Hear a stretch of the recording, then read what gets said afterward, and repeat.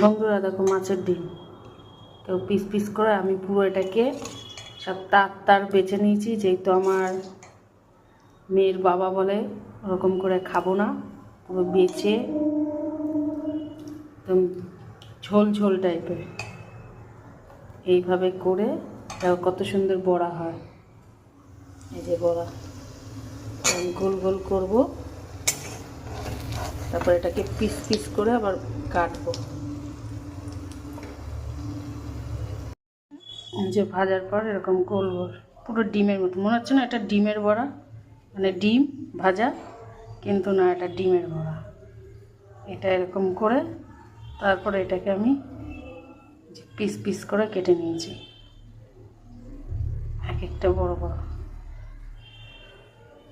একটাতে 4টে হচ্ছে। তো কেমন লাগলো আমার এই রেসিপি তোমরা অবশ্যই কমেন্টে জানিও।